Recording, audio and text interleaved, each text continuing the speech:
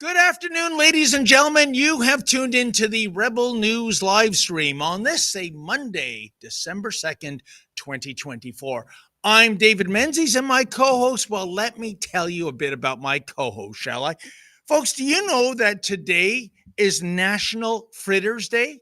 And to quote the tagline from the 1980 film Motel Hell, it takes all kinds of critter to make Farmer Vincent's fritter. And I know my co-host knows the answer to what the special ingredient is when it comes to Farmer Vincent, but I will promise you an extra special no prize to the first one who gives us a super chat saying what that answer is. And please, no Googling. She is the she-devil with a sword. She is the Khaleesi of Northern Alberta. She is Sheila Gunn Reid. Hey, Sheila, did you have a fritter today? No, David, I don't eat carbohydrates whatsoever. Fritters are full of them. It's also National Mutt Day, and I know you have a fancy dog. I do not have a fancy dog. Perhaps my unfancy dog is the special ingredient in that farmer's fritters, but no, it is not. I'm the proud owner of a very snaggletooth mutt who sits under my desk. So if you're a lover of the oddball dog like me, I guess today's your very special day. I should tell everybody what we're doing around here because, well, frankly, there's no news to talk about today and absolutely nothing happened yesterday. Yeah, it's been a slow news year, as a matter of fact. God. I was up working at 5:45 yesterday morning trying to keep track of you yahoos out there in Toronto because of the time change. It was early, and then you guys are complaining about the cold, and I'm like, no. No, you're come not. on. Don't give me this 5:45 business. You have to get up that time anyway, Sheila, to feed the chickens and milk the cows and whatever else you do up there. On a Sunday. Yeah. Yes. Anyways, I should tell everybody what we're doing around here besides giving the hog report and the weather report. Rebel Roundup. It's our twice weekly. I was going to call it a news show, but is this news? I don't know. We talk about the news of the world as it unfolds, completely, well, by and large, completely unscripted, except for a couple of ad reads here and there that I might make you sit through. And it's a great chance for us to mull over and share our thoughts about what's happening in the world. But it's also a great opportunity for you to do two things. Three things. Hang tight. Interact with like-minded folks in the live chat.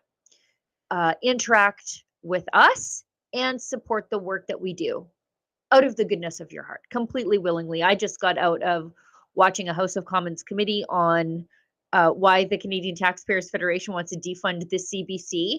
And so I appreciate that you choose to support us here at Rebel News with whatever little bit is left in your pocket after Justin Trudeau's done putting his greasy mitts into it.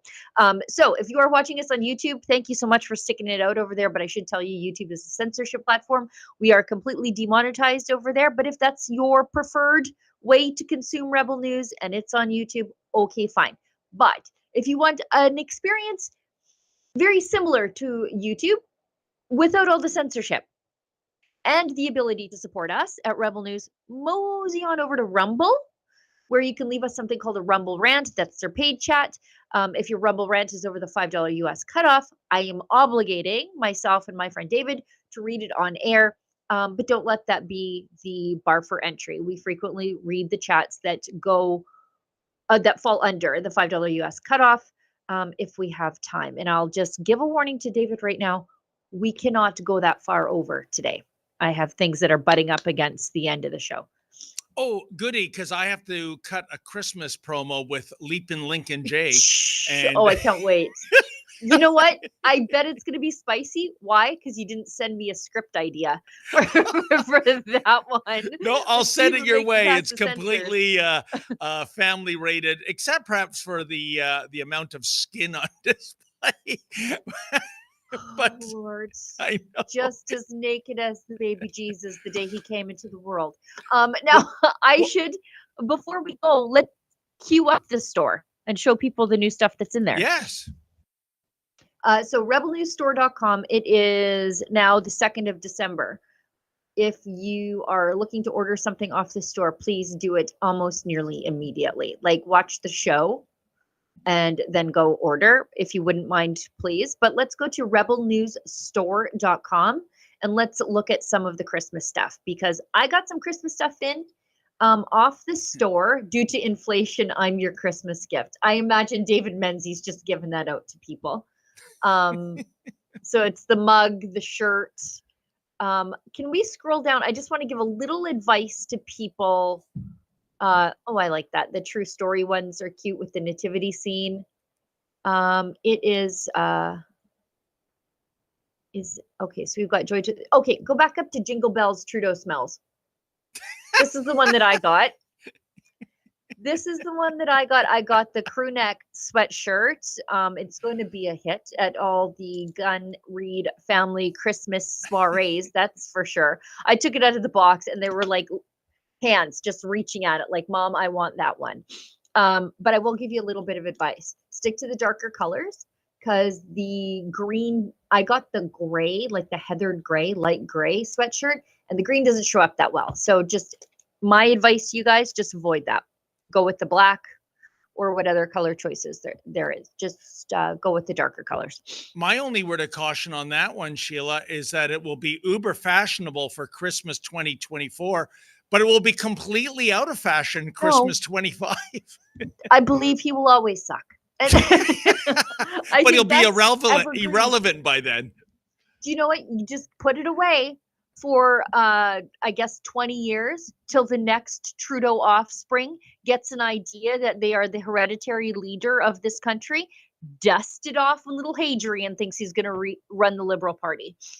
You know what? You're quite right, Sheila. After all, Justin, his alleged father, was the prime minister for so many years. And who's to say that the cult of Justin Trudeau in Quebec won't rally around one of his kids once they're of a certain age? No.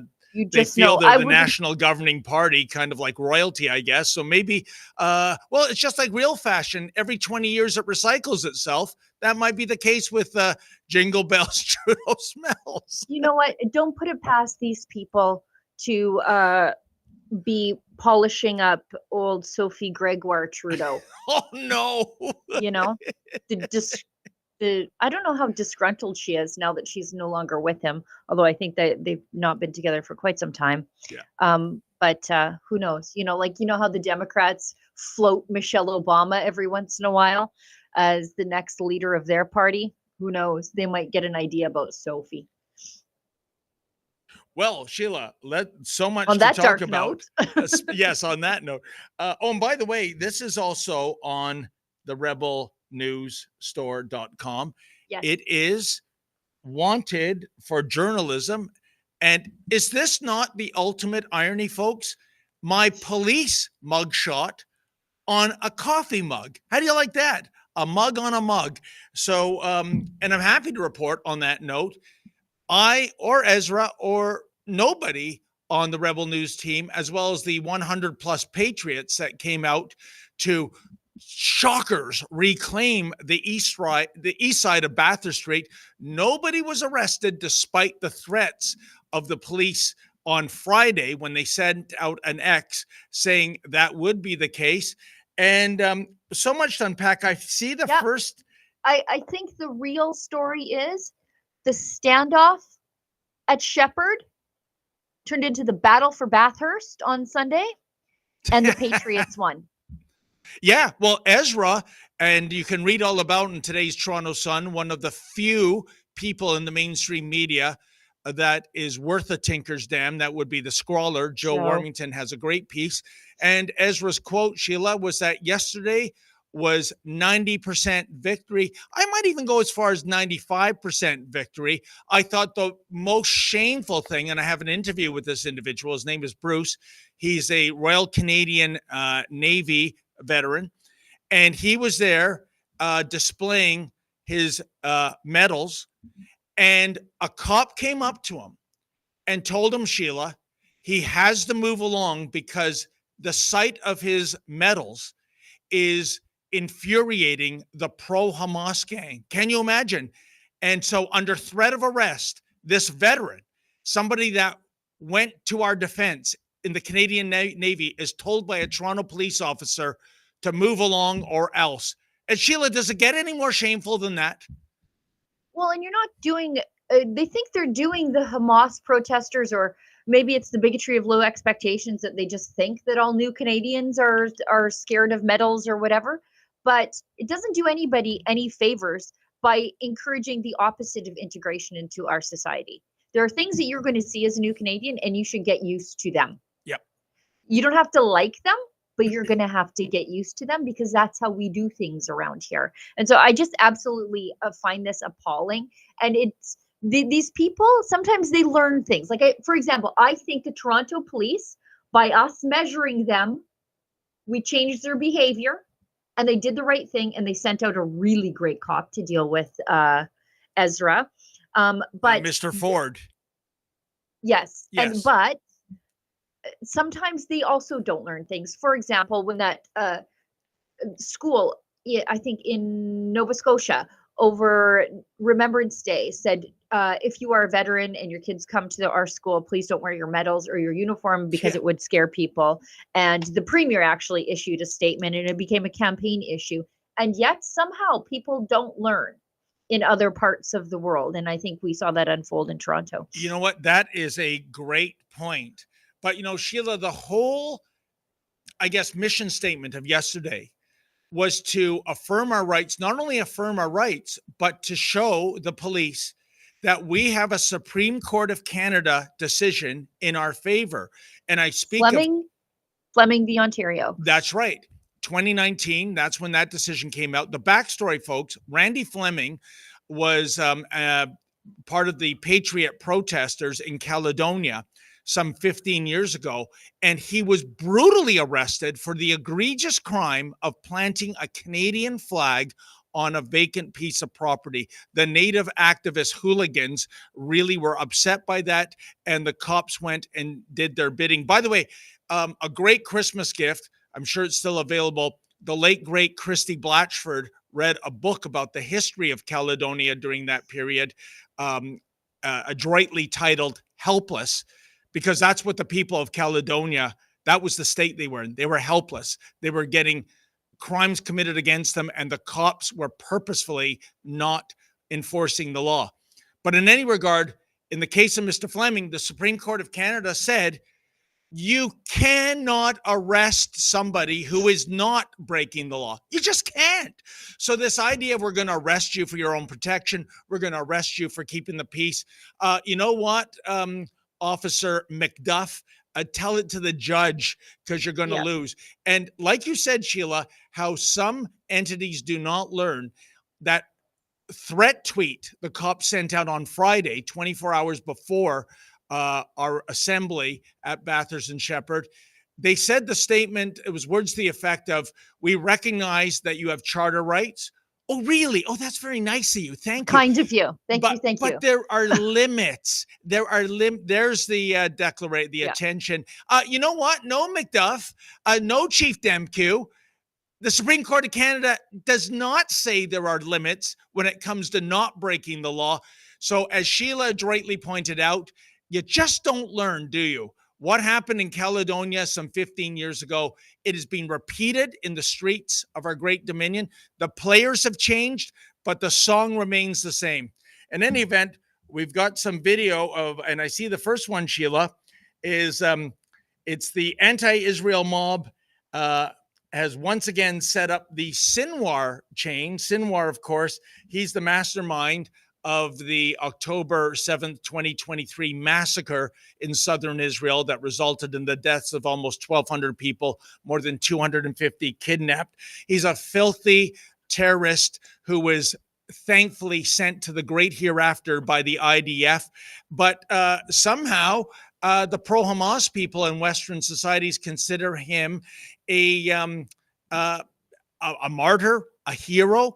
And what they do is they have someone dress up doing some really egregious cosplay as Sinwar. I think, folks, it's only a matter of time before somebody comes to one of these demonstrations dressed up as Hitler. I really do, because they're doing everything they can to get the pro-Israeli people. Tell me what the difference is between Sinwar and Hitler outside of the death count. That's it.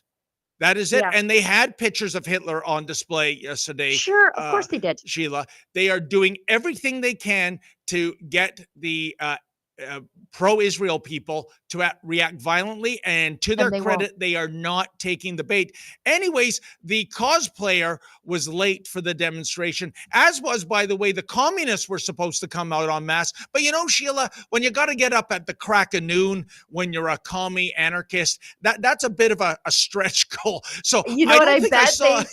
I bet they expected to be paid for it, paid for their labor. So anyways, I'm going to throw to some video, folks. The cosplayer doing Sinwar wasn't there. So the couch, the bloody couch, was occupied with something else. Check it out. I'm not moving this. I'm not moving this. No, that's my car. But I'm not moving. Yeah. This one right here. That's not a threat or anything.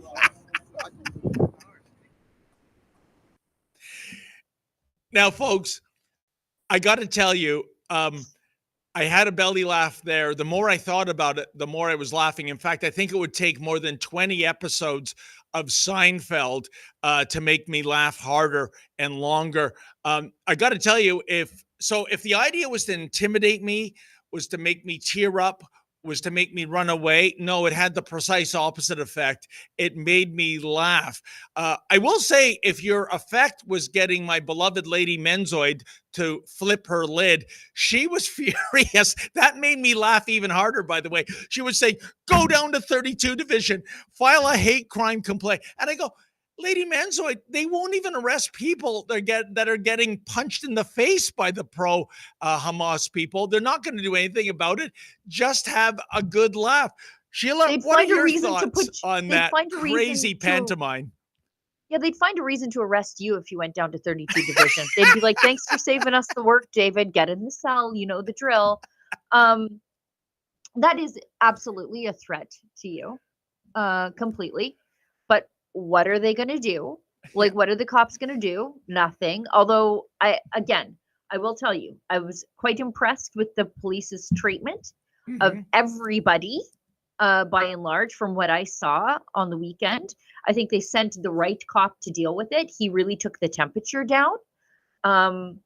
Ezra, actually, to his credit, very calm. Everything was very planned. Hit the police with a legal letter from Leora Shemish, made sure that everybody who was at the demonstration had a copy of it. Also, made sure in multiple emails going out to people who would attend that the protests would be peaceful, family friendly, no confrontation. We're just going to assert our rights to be on the street. And then couple that with what is a very passive aggressive threat to David's life there. That's like David's hat, which is representative of David. We're going to put it in the bloody chair in place of the dispatched righteously terrorist. I mean, we all know what that means. And Kane Enmark gives us $10 and says, the way I feel, and this is why we hire bodyguards for a lot of our staff when they go out on the streets. I've been feeling really worried about Ezra and David's security lately. I hope Rebel has enough security measures in place for the boys. It always upsets me when anyone gets hurt. Yeah, us too. That's the last thing we want. But you know what, Sheila, and thank you very much, Mark, for your concern and, of course, for your donation.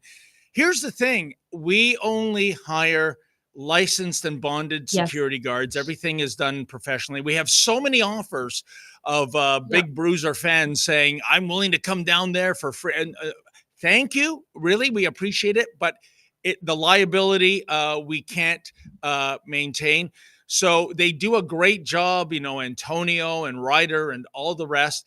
Here's the thing, folks. Pardon me. Even licensed bonded security guards, veterans, are useless against the police. You cannot provide, law enforcement trumps a professional security guard. And, that's why, a little funny story. The first time I was arrested by the Toronto Police Service was in March. It was a Justin Trudeau fundraiser, and it was down at the King Eddie Hotel in downtown Toronto. And you might recall, Sheila, we talked about in the morning meeting, I think Atan, our vice president, said, you know what, this late hour, I don't think I can get security for you. And I said, Atan, don't worry about that. That's just wasted money. There is going to be so much law enforcement there. There'll be Toronto Police. There'll be the RCMP, probably even the OPP. It will be a secure environment despite all the haters down there.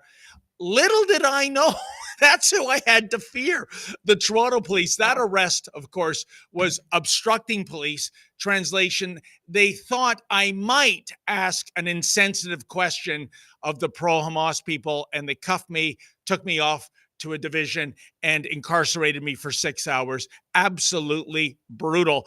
But that is the situation. Your security, Sheila, is indeed rendered useless if it is the police who are the thugs. Right. Now, for Alexa, Drea, who are frequently out in the field, Antifa know them, Black Bloc know them. Yep. The radical trans activists who claim that words are violence, but they have no problem committing actual violence against you. We a lot of times I have to kill their stories because we can't get security in time for them to go out in the world. And I'm not making that phone call to Drea's husband or Alexa's mom that they've been hurt or arrested or something even far worse. So we frequently have to kill those stories. But if you care about their security the same way I do, because we have to protect them in ways nobody else in the media has to worry about their journalists, you might want to consider making a donation to journalistdefensefund.com. That's our security fund for our journalists who are out working in the field. And as David rightly points out, it doesn't work against cops, but so many of our journalists are targeted by activists. I mean, Alexa can hardly go out on the streets of Montreal to cover a protest. I mean, we have footage of them literally trying to drag her into the mob. They've got her by her microphone and they are dragging her down the street into the mob. And the police are like 6 feet away from Alexa doing nothing. She's screaming for the police to help her. And then like 45 seconds later, they saunter over. And I'm always horrified that one day they're going to get her and take her, and we're going to have like a Laura Logan problem on our hands. And it just breaks my heart. I worry sick about it. And you know, and don't get the wrong impression. Alexa, folks, is a fighter. She's always talking about. She was like, I'm going to wear a disguise. Yeah. And Sheila and I, forget about me. Sheila is the big kahuna in terms of the journalist division. We implore her, do not do this. It is not worth it. Maybe if you can record footage from a rooftop that the landlord has allowed you on. But my biggest fear, Sheila, is that someone will recognize her despite the disguise. There'll be a wardrobe malfunction, if I can use that term, and the mask drops. And they have absolutely no reservation, whether it's Antifa, the Black Bloc, or the pro-Hamas people, of beating up a woman. Zero. There is no chivalry with those guys. Yeah. Or worse. Yeah. And you think the Montreal police is going to do anything? No, they're a bunch of tough guys when it's raiding a houseboat with journalists from Toronto. But when it comes to actually enforcing the laws against the bad guys, they sit it out. Right. I'm just going to read this Rumble rant from Ryerson Gary. We'll show the next clip, and then I've got to do an ad read, and we'll take a break. Ryerson Gary gives us $5 and says the Toronto newspapers are praising the cops for how yesterday's event was handled. To me, it emphasizes Ezra's point that the cowards take the easiest path available. Well, they sure did. That wasn't the case yesterday. Ezra was exceptionally behaved. really, really well behaved. The right cops, I think, were sent to deal with everybody. I think they handled it well. The one police officer said it's his efforts to make sure that free speech and charter rights are respected on both sides. This is him explaining to Ezra, like, look, we're going to make sure that you get to do what you need to do with regard to your charter rights, and likewise for the other side. Ezra even said, even terrorists have charter rights in Canada, which is not the case in places like Gaza. So, and you know what? I want to compliment Sergeant Ford. That's the man who is speaking with Ezra right now. And as Joe Warmington points out, he's from a family of law enforcement officers. He is, unlike McDuff, who I still find shame to think that he's of Scottish descent, much like myself. Sergeant Ford, I think, was so level-headed and handled it perfectly, and is a big reason why Ezra called yesterday a 90% victory. Sheila, on one last point before we go to a break, I just want to say this.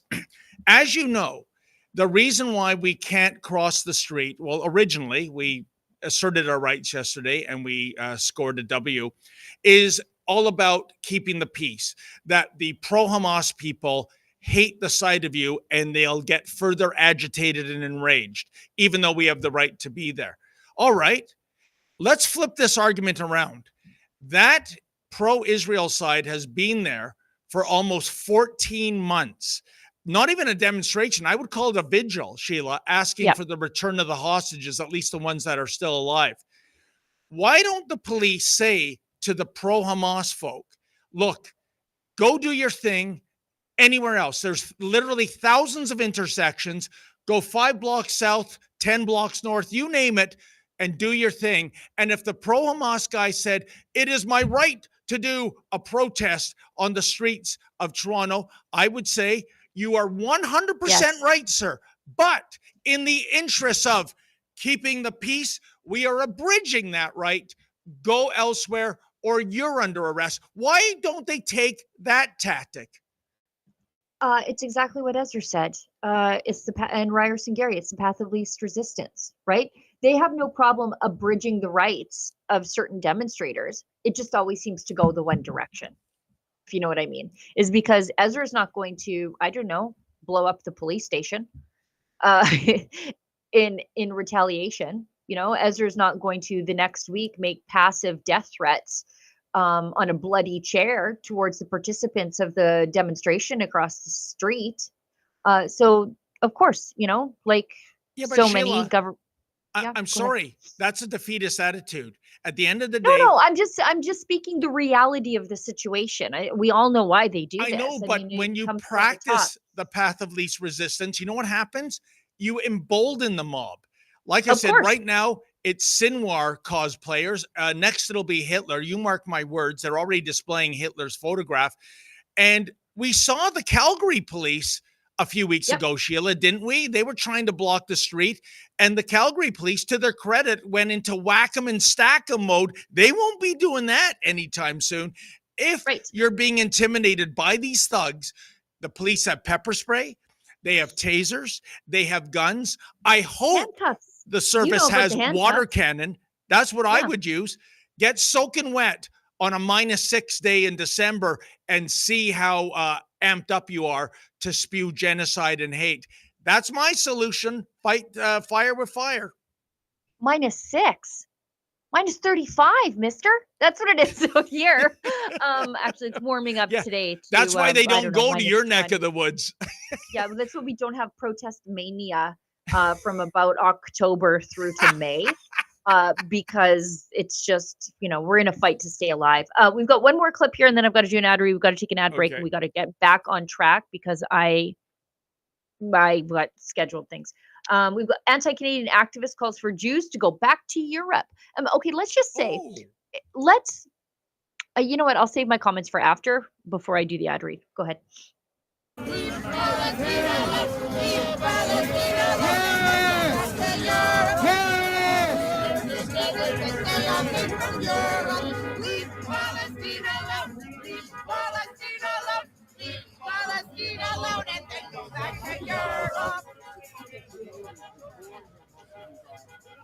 Gross. That's good. They all look the same, don't they? yeah. Like all these like pro-Palestinian lady activists like this one, they all look exactly the way you think. She just swapped that shirt out for a rainbow one during Pride Week. But she'll look exactly the same. They never change. Now imagine if this was a black church and these yahoos showed up and said, go back to Africa. Yep. Imagine the outrage. Imagine. But that's exactly what they're doing to the Jews, and nobody cares. And not only do nobody cares, but they actually think that it is the appropriate thing to say. Like everyone's like, yeah, why don't they just go back to Europe? The entire progressive left, the anti-racism left, they're perfectly fine with the go back to Africa chant. Just the location changed and it being targeted at Jews. 100%, Sheila. A couple of things I'll point out. First of all, so many of these reprobates say, when you call them anti-Semites, they say, no, we're not anti-Semites. We're anti-Zionists. We're anti the state of Israel. But every once in a while, the mask drops, doesn't it? And you have that gal, that lovely lady chanting, go back to Europe. Kind of funny because Jews in Europe in 1930s, they had to get the hell out of Europe because a genocide was on. So they go back to their homeland. Israel goes back almost 4,000 years in that neck of the woods. And suddenly they are seen as the colonizers, the imperialists. And that, Sheila, is why the left targets Israel and Jews. It is because they look through Israel and the Jewish people, less than 18 million on a planet of over 8 billion, not as a minority that needs protection and needs accommodation, but rather they are labeled colonists, imperialists, but they're not. This is the Jewish homeland. And because of this lens that is perpetrated in the Middle East in certain Arab circles and in Western universities, this is why there is so much anti-Israel, anti-Jew hatred. It is despicable. David, what even is archaeology? Yeah. You know, like, it's so stupid. There's so much evidence that the Jews have been there and always been there, but we're all just supposed to pretend that archaeology isn't a thing. It's just magic. Nobody knows. You wouldn't be saying to the Palestinians, just go back to Jordan, would you? Probably not. But it's fine for them to say go back to Europe. Anyways, I got to do an ad read. We got to hit an ad break, and then we've really got to move on because Patrick Brown is in a little bit of hot water, and you know how we love to talk about him. Now, I don't know if what's happening to Patrick Brown is true or not, but I await his testimony at SecU. Anyway, so this sponsorship is from Rumble, and it's one that's really important to the survival of both Rumble, but us here at Rebel News. When Rumble first started in 2013, they built a platform for the small creator. They didn't censor or have biases. They were fair and treated all creators equally. No one thought platforms would censor political conversation or censor opinions on COVID, but they dang sure did. Facebook even admitted they felt a pressure from the Biden and Harris administration. If you're a Canadian, you know that Health Canada reached out to Facebook to censor you if you said things that were a little too truthful about COVID. Rumble, however, did not. They held the line. They are attacked daily for giving us a voice to talk to you. They're attacked in corporate media. They're attacked by governments like France. They are attacked from brand advertisers who refuse to work with them. Corporate America is fighting to remove speech. Rumble's fighting to keep it. Rumble won't survive with brand advertisers. They don't get much of it. Watching our show on Rumble is the most they can ask from you. But if you really believe in this fight, and if you have the means, one major way you can help Rumble survive is by joining Rumble Premium. Join the community that believes in the First Amendment and believes in our human right to free speech. Rumble is offering 10% off with the promo code STUDIO when you purchase an annual subscription. Go to rumble.com/premium. Use the promo code STUDIO. Like I said, if you have the means and believe in the cause, now's the time to cancel your YouTube Premium and then just move that over to Rumble Premium. If you don't have the means, we're just happy if you watch us on Rumble. All right, well, let's hit an ad break. We'll come back in to Trump and Trudeau meeting, although Trudeau sort of got the boot from Mar-a-Lago, which is fine. And we'll talk about Patrick Brown. What if governments are trying to reinvent the wheel when the greatest teacher of all times has already laid out the perfect blueprint for a constitution for a kingdom of love, faith, and freedom? Introducing the Kingdom of Heaven Freedom Passport. This special edition Freedom Passport captures the foundational truths of love, ethics, and freedom for all. It's a powerful reminder of Jesus's call to love one another and to be part of something bigger that you can carry with you every day. Join the movement, share the truth, and spread the love with your family and friends. Get your Kingdom of Heaven Freedom Passport at freedompassport.ca. And right now, all orders in North America come with free shipping and a free downloadable song with every purchase. All right. So what first, sneaky Patrick Brown or Trudeau? Okay, And let's I race can't tell through the Trudeau. difference. Can you tell the difference? Let's race through Trudeau a little bit because there's really not much happening there. Yeah. It was just a meeting at Mar-a-Lago. We've got a photo of it we can show you. Not much else was said. Let's just, if you want to pop up that photo of Trudeau. Thanks for dinner. So this is at Mar-a-Lago. Thanks for dinner last night, President Trump. I look forward to the work we can do together again. Now, there's another photo of this, like a wider angle that shows where Trudeau is actually sitting. Did you see that photo? He's on the other side with the Dominic LeBlanc. See, he would have been sitting there. There was no wine glass where he was. That belongs to him, if you can see. So they sort of snuggled up so that he could fit in there, but he's actually over there on this side with LeBlanc and Telford over here, because of course Trump wanted to enjoy his meal without Trudeau in his ear. But Sheila, you're burying the lead. It's the person in the next table. That's the part Oh, of the the photo guy behind. Yeah. doing the doing the raspberry. I can't tell if that's a kid or not, but Right. that, and it's hard to see, folks, but that's what I saw all over X on the weekend.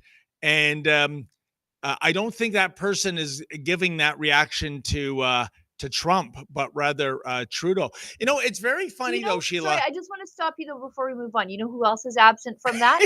Someone the Trudeau administration or the Trump administration absolutely despises, Chrystia Freeland. The deputy prime minister was not at this event whatsoever.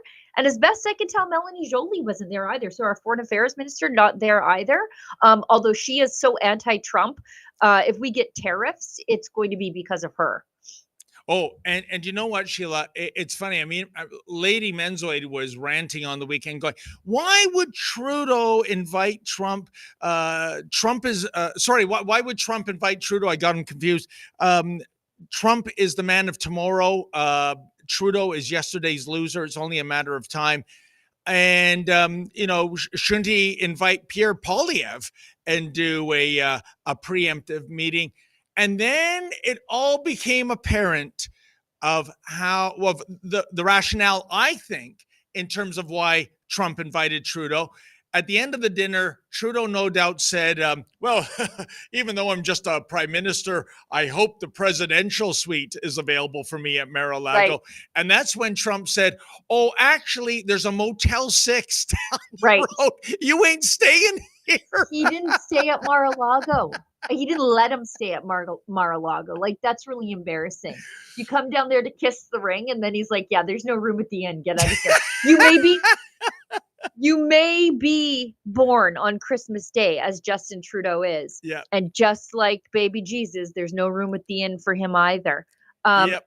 Let's slug this story, the little bummer boy. Yeah. Now, on Truth Social, Trump issued a statement about the meeting that was a little bit more detailed and lengthy than like, thanks for dinner from Justin Trudeau. He says, I just had a very productive meeting with Prime Minister Justin Trudeau of Canada, where we discussed many important topics that will require both countries to work together to address, like the fentanyl and drug crisis that has decimated so many lives as a result of illegal immigration, fair trade deals that do not jeopardize American workers. Oh, that's why they left Freeland at home. And the massive trade deficit with the U.S. that the U.S. has with Canada. I made it very clear that the United States will no longer sit idly by as our citizens become victims of the scourge of this drug epidemic, mainly caused by the drug cartels and fentanyl pouring in from China. Too much death and hardship. Prime Minister Justin Trudeau has made a commitment to work with us to end this terrible devastation of U.S. families. We spoke about other important topics like energy, trade, and the Arctic. Okay, those are all Western economy issues. So he was probably like, yeah, we sure like that gal you got in Alberta. All our vital issues that I will be addressing on my first days back in office and before. So I guess if you want the truth of what happened, ask Trump. But you know what I find absolutely fascinating, Sheila? Just literally hours after Donald Trump made that announcement on Truth Social about the 25% tariff applied to Mexico and Canada. In 12 hours, in fact, the president of Mexico said, the caravans are going to be intercepted. They're not going to be allowed anywhere near the border. And in Canada, within 48 hours, which is the speed of light when you talk about government, because really the speed of government is akin to molasses going uphill in the wintertime. Trudeau and all 13 provincial and territorial premiers got together for a powwow. And this is a man some 60 days before assuming the White House to come up with some kind of response, some type of strategy, such as, protecting the border. Because, yeah, the Canadian border is nowhere near like the civ that is the southern border, but almost 10% of illegals do go into the U.S. From Canada. There is fentanyl via China going into the U.S. via Canada. And suddenly, even before Trump gets into the White House, there is action afoot. I'm just staggered by the speed of it, Sheila. don't give Trudeau any credit for the speed of that happening. That first ministers' conference was planned in advance, like a year in advance. In fact, it was the day after Tim Houston was reelected in Nova Scotia. So it was I planned in stand advance. corrected. The snap election. I knew it was too good to be true. No, and I thought it was funny that Tim Houston, the anti-carbon tax supermajority Conservative premier in Nova Scotia, got to spend the very first day back on the job as part of the Conservative Alliance Against Carbon Taxes, battering around a beleaguered Justin Trudeau at the conference table. But yeah, that was pre-planned. That was the first ministers' conference. It wasn't called in response to Donald Trump. It was just happening. Thank you, Khaleesi, for preventing that misinformation. That's what I do. That's what I do. Let's go into David Menzies' muse. As many of you know, I have a muse, and it is Randy Boissonneau these days. David Menzies' muse so frequently has been Sneaky Patrick Brown. And there's news about Sneaky Patrick Brown. Well, there's the CBC story. Apparently, agents of the Indian government interfered in Patrick Brown's Conservative leadership campaigns, according to several sources. By the way, Sheila, I have my source on this. Before the live stream, that person gave me a call. And just to let you know about this source, he's not golden, folks. He is platinum. He's not 99% right about Patrick Brown. He is 100% right. He's the one that tipped us off the where, when, how. Remember when Sneaky Patrick Brown shut down all the recreational facilities of Brampton? But except for one, the Earnscliffe hockey rink, where he entertained his Barrie buddies, breaking the COVID bylaws. This is also the source that told us about the secret campaign headquarters during that Conservative leadership race that Brown established, not even in Brampton, but a city down the highway, Vaughan, Ontario. And we exposed that. And I'm going to take credit. That led to the beginning of the end of Patrick Brown's leadership campaign. He was ousted by the party. Thank God. In any event, we now have this Indian interference. He's looking into it for me, Sheila. I'm not sure what to think, because another thing this source told me, Sheila, and this tells you all you need to know about how Patrick Brown gets elected in probably the single most diverse municipality in all of Canada. And he goes out and he has these meetings with the Tamils and the Khalistani Sikhs and the Hindus and the Muslims, and what the allegations are. And by the way, I always try to reach out to Patrick Brown. He won't return my calls. In fact, he blocks me on X, which is not allowed because it's his official government account. But nevertheless, basically, if you can imagine what my source tells me about how he curries favor with all of these groups, is they say, look at this munja cake white man. You know, he's just like us. He's just like how we do business back home. You know, stuff under the table, paper bags of money, etc. That's the allegation. And that's how he wins all these diverse camps over. So I'm not sure where the Indian government comes in.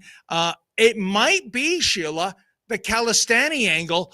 There are probably more Khalistanis in Brampton, Ontario than there are in India right now. Maybe that's what's driving this. What are your thoughts? I'm slightly skeptical. And I'm willing to wait for all of the details to come out. So, because I probably paid as close attention to the Foreign Interference Commission as anybody in this country, I should tell you that Patrick Brown was disqualified from the Conservative Party leadership race after membership irregularities. Tons of memberships were being, and this is something the Conservative Party does, I should backtrack, to protect the integrity of their internal elections. You have to have some skin in the game. You have to buy a membership. If you're a Liberal, you just get one. You just say you want one, and then you can just get bussed in by the CCP to vote for Hand On, as it turns out. Well, in Canada, with the Conservative Party, you have to have some skin in the game, and they have to be able to prove that that money was yours. So preferably credit card or bank card. But what was happening in Patrick Brown's leadership was that they were using money orders to purchase memberships, which is an absolute no-no. And it sounds like a lot of the money was coming from one place. And the Conservatives disqualified him and then told election integrity officials on Patrick Brown. So it's not like the Conservatives have ever tried to hide any of this. I think they have, unlike the Liberals, who do try to hide these things, they aired their dirty laundry because sunlight is the best disinfectant. Now they're saying that maybe it was Indian agents who were behind that, but that doesn't, I'm not sure if that's the case, because I think according to these reports, they're saying that Indian officials were pressuring Michelle Rempel-Garner, who was the co-chair of his campaign, who I'm sure regrets it now, to remove her support from Patrick Brown. Now, I think she removed her support after the membership irregularities came out and not because of pressure from the Indian government. That's what I think, just on my examination of the evidence. And here's why.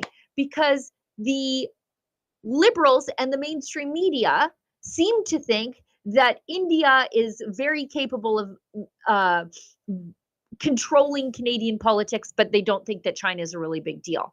And there's been a lot of misinformation about India. And look, I sound like I'm a lawyer for big India right now. I realize that, but that's not what I'm doing here. I'm just saying that a lot of the things that were previously reported as truth have turned out to be wrong. Remember when they said that, and the Liberals came out and said it, and they expelled diplomats, and Trudeau said that Prime Minister Modi was linked to criminal activity happening in Canada, including extrajudicial murders.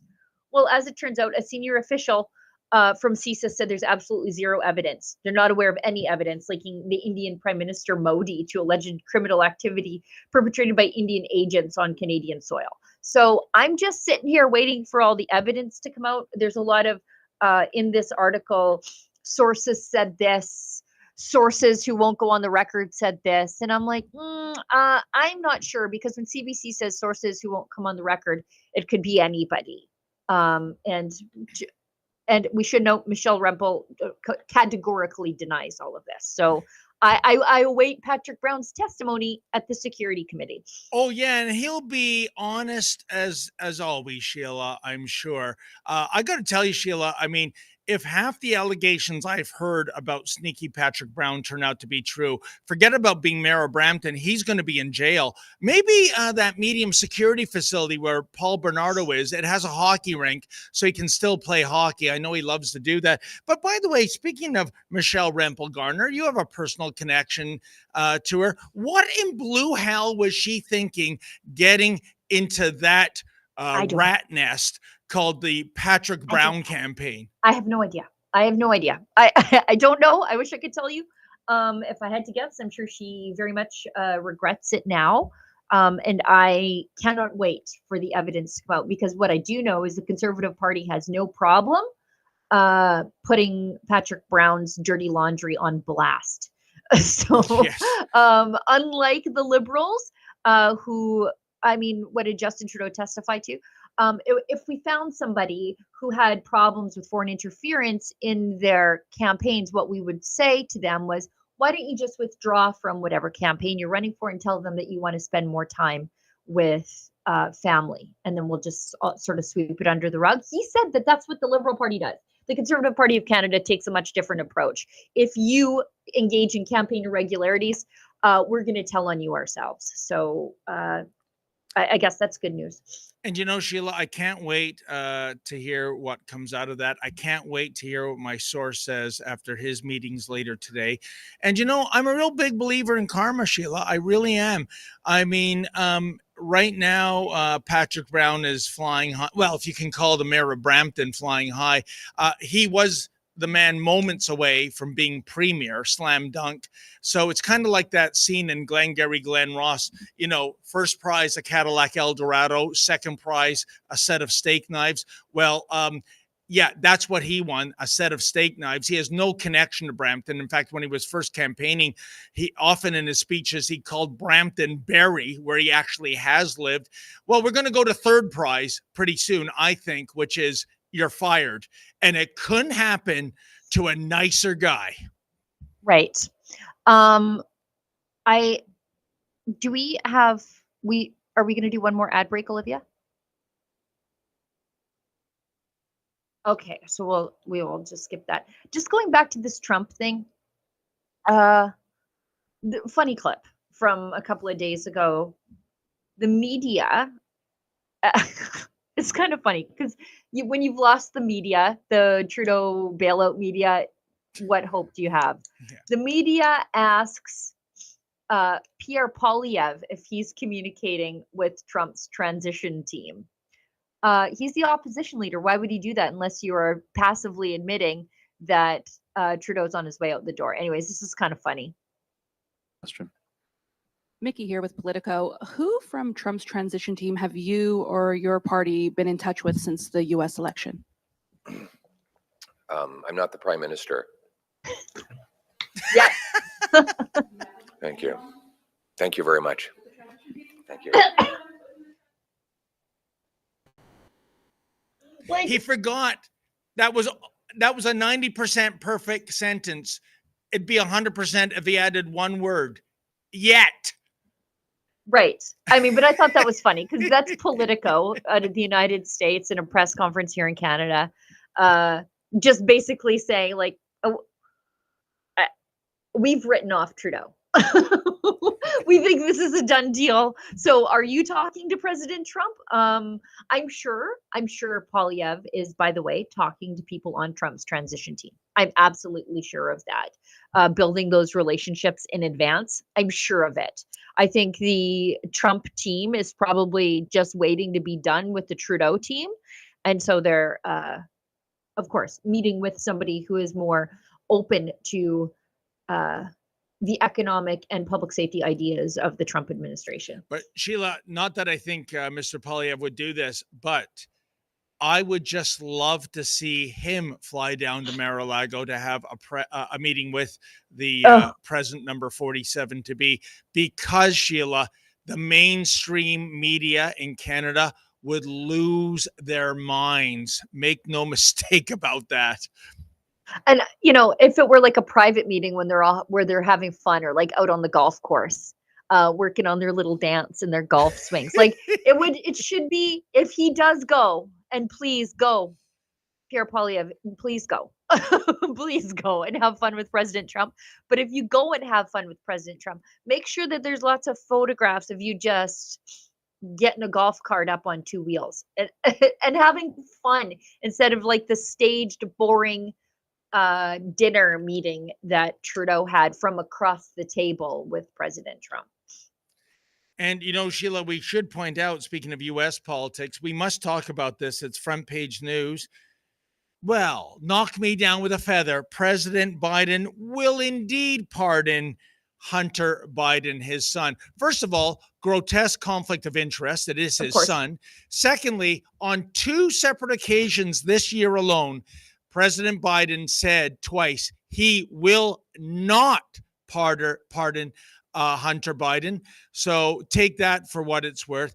And, to this day, Sheila, I think the Hunter Biden scandal going back some 4 years ago, when Twitter, under the previous management, censored the New York Post for telling the truth, that the laptop story was real, despite all of the mainstream media ignoring it, and despite X going in and censoring the New York Post exclusive. What a disgrace. And now this kid is going to get a pardon.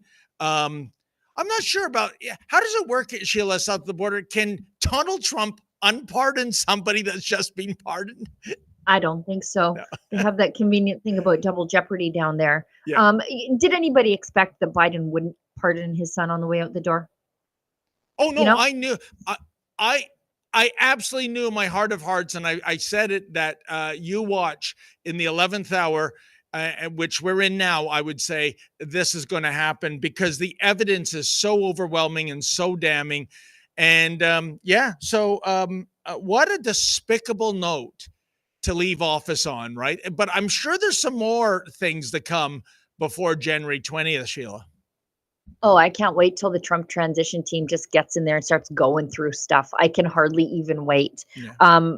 We have a quick ad read, and then there's two things we want to talk about. How Canada Post is the Grinch that stole Christmas, and my friend, my beloved dear friend, Chris Sims, the Alberta director of the Canadian Taxpayers Federation, just scorched earth today at the Heritage Committee. And like on the CBC, and the Talib Noor Mohammed and Michael Cotto, like the Liberals on the committee, they were sort of baffled. They're like, "Excuse me, ma'am, but are you saying that we shouldn't be funding media at all?" And she's like, "No money to the CBC." She kept, what if it's in a remote community? Oh, No Sheila, money to the CBC. Like, she was so good. I love Chris Sims, and I had the divine pleasure of meeting her daughter at the Rebel News Live. Lovely girl. I think this gal is maybe 14 or 15, wise beyond her years. I say that's a future leader. I really do make that prediction right here. So anything Chris Sims is on, believe it like the gospel, folks. Oh my God. She was just so good. It's just a pleasure. I was like glued. Usually when I'm covering committee, I skip over some of the Liberal questions to the members, like the witnesses, because they're just boring, especially when the Liberals are asking Liberal witnesses their questions about, so do you agree with me? Yes, indeed, I agree with you. Okay, great. Can you tell me how wonderful the government is? Oh, the government is definitely wonderful. Give us more money. So I usually just skip over that stuff. But Chris, the Liberals were trying to ask her questions, and at one point, one of them was just arguing with her, and she was like, it was so weird. She was so good. Anyways, big shout out to Chris Sims for just being so principled. But anyways, with President Trump's historic victory, I need to ask parents to please listen up. Now that President Trump is headed back to the White House, he said he wants to teach American kids to love their country. And the best place for them to start is to learn all about President Trump and his vision for America in his second term. That's why Mike Huckabee's team put together the Kids Guide to President Trump. And to celebrate President Trump's victory, they're giving it all away for free. With fun illustrations and easy to follow content, this important guide teaches kids all about President Trump's accomplishments during his first term, and it helps kids understand his goals for his second term. Yeah, don't leave this up to the blue-haired teacher who wants to indoctrinate your kid. Mike Huckabee wants to send your family this free guide so Americans can teach American kids the truth. But please hurry because supplies are limited. To claim a free Kids Guide to President Trump right now, just visit kidstrumpguide.com. That's kidstrumpguide.com. All right. You know what, Sheila? There might be a little delay getting that guide because the U.S. has just suspended mail delivery to Canada thanks to the postal strike. I think you referred to the posties as so many Grinches that are stealing Christmas. Go for it. Yeah, they are. So the postal strike, I'm supposed to care that the postal workers are getting laid off now, and I don't, because they don't seem to care about the damage they are doing to independent private sector companies who rely on Canada Post for mail delivery. Especially right now, it's Cyber Monday. It was Black Friday. This is the shopping season. And the more Canada Post does stuff like this, the more people will move their parcel delivery to the private sector, if you haven't already, because these people are absolutely unreliable and greedy. Don't write me letters, because my heart right now is with the small business owners who are having real trouble getting their stuff out to their customers. Canada Post strike has cost small businesses $750 million. Well, Sheila, I'm in agreement with you. And believe it or not, I have some sympathy for the rank and file. I do too. You know what? Let me preface that. Yeah. I was very harsh there. And let me preface that. A lot of you, many of you, are forced into that postal workers union. Yeah. Many of you don't want to go on strike. So let me save my ire for the union brass and not the people on the ground. Actually, I know through COVID, the people on the ground, your union failed you too. Yeah. They didn't stick up for you then, and they're not acting in your interest now. Postal workers are going to get laid off, and they are being laid off because the union won't quit being as greedy as they are. Oh, and not just greed, Sheila, when it comes to benefits and a raise. I think 24% or 21. It's a crazy double-digit figure. And sex changes. That's what I'm getting at, the wokeism. And we went on to the picket line 2 weeks ago, folks, at Gateway, Canada's largest sorting terminal. And if you can imagine, one of the union's demands, one of the things Cup W is asking for is for Canada Post to pay for sex reassignment surgery. So if mailman Michael wants to become mailwoman Michelle, they want Canada Post to pick up the tab for that. Can you imagine? Especially given, Sheila, that Canada Post is right now in a $3 billion deficit situation. Right. Yeah, this is not like some silicon tech giant like Google or Facebook or YouTube, you name it. They are losing scads of money. And if it wasn't for junk mail, which is a huge driver of revenue now, they'd be in a worse position. Compared to the glory days, Sheila, Canada Post now delivers 70% less mail than it used to. Sheila, if General Motors was selling 70% less cars as they're used to, guess what? They're out of business. And I would argue, and you see, that's why I have some sympathy for the rank and file. I asked them, should that benefit get approved, sex reassignment, are you going to change your gender in the new year? And people laughed out loud. They were, it was kind of like nervous laughter. They said, of course not. The women were saying, I'm happy being female. So these wokesters at Cup W, who are not losing any salary and not carrying any pickets, they're coming up with these outrageous woke DEI demands to a company that, if it was a real company, is bankrupt. This is insane, Sheila. Right. And again, it's going to result in layoffs of the workers, but the Canada Post brass, they're going to be fine. In fact, if I think they're like the CBC, and I bet they are, they're going to take their bonuses, while regular people are getting laid off. And online retailers right now, small businesses who have like an online store because they can't afford a bricks and mortar store in Justin Trudeau's Canada, this time of year is what will carry them through January, February, and March. And they can't make those sales right now. We see it's a quarter or $750 million. The knock-on effect is going to be catastrophic for these companies. It just makes me sick to see this. 100%. And as far as Canada Post is concerned, you mark my words, once they're up and running again, it will be diminished returns. And the reason I say that, I was on the 407 electronic toll highway the other day, and their giant message boards, you know what they were advertising? It was, are you concerned about getting your ETR bill? Go online and make certain. So people are going to do that. They're going, I don't want to be in default. And I saw a similar ad from the TD Bank. Go online instead of, waiting for your snail mail like Visa statements. And a lot of people are going to do, I don't know what the percentage will be, but once they go online, Sheila, they ain't going back. No, of course. I mean, it's just like the churches during COVID. You had a pastor or a priest who told you you didn't need to come into church to get communion. Looking at it over Zoom was good enough. And guess what? Now the pews are empty because you made yourself obsolete. Yes. They said that. And now you go back to your church and it's tumbleweeds rolling through. And it's like, well, of course, nobody came back. You told them it wasn't essential for them to be here. Well, and the same thing's going to happen with Canada Post some more. Now, you're talking about all churches or simply the United Church of Canada? United Church of Canada? Isn't that just a real estate holding?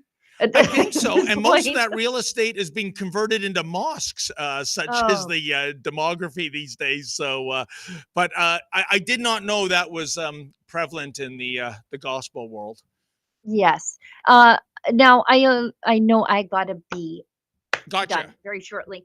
But let's touch on my good friend Chris Sims from the Canadian Taxpayers Yes. Federation. She is from British Columbia. She's a refugee to Alberta, and we're happy to have her fighting for us on our side. She was at the Heritage Committee. She was a last-minute amendment to the agenda. And she texted me, I don't know, like 6 o'clock this morning. She's like, I'm testifying. I'm like, oh, you better believe I'm glued to my computer. And she was so good. I'll let you pick whatever clip that you want. If you go to my ex, Sheila Gunn Reid on X, you will see so much of Chris's testimony, including just the ridiculous exchanges with the Liberal MPs who are like, so you're telling me we shouldn't be funding any of them? And she's like, no, no. So we can, you can pick whatever one you want there, Olivia, and we can respond. But I did clip her full 6-minute opening statement where she said that she's there to speak for the thousands of Canadians who want to defund the CBC. And then she goes on to tell them that, like, nobody's watching. It's expensive. And the idea that Canadians are funding the media is a conflict of interest for the journalist, for any self-respecting journalist out there. But Olivia or Efron, I'll let you pick whatever clip you want to show, and then we'll quickly comment on it. The CBC is getting $1.4 billion from taxpayers this year. That money could instead pay the salaries of around 7,000 paramedics and 7,000 police officers. That money could instead pay for groceries for about 85,000 Canadian families for a year. Instead, taxpayers are paying $1.4 billion so the CBC can hand out huge bonuses, get microscopic ratings, and overpay its out-of-touch executives. CBC CEO Catherine Tate refused to tell this committee if she will take a severance when she leaves the state broadcaster. Tate considers that to be a personal matter, and quote, "It's not personal if it's taxpayers' money." Documents obtained by the Canadian Taxpayers Federation show Tate is paid between $460,000 and $551,000 this year, with a bonus of up to 28%. That is a bonus of $154,000. That bonus is more than the average Canadian family earns in a year. Around this time last year, the CBC asked for more money. After that, just before Christmas, the CBC announced layoffs in its newsrooms. I've worked in many newsrooms, and getting let go is not a bowl of cherries. But what about the bonuses at that same time?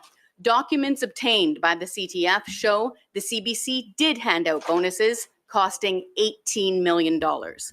As the CBC fan group Friends of Canadian Media put it, quote, "This decision is deeply out of touch and unbefitting of our national public broadcaster," end quote.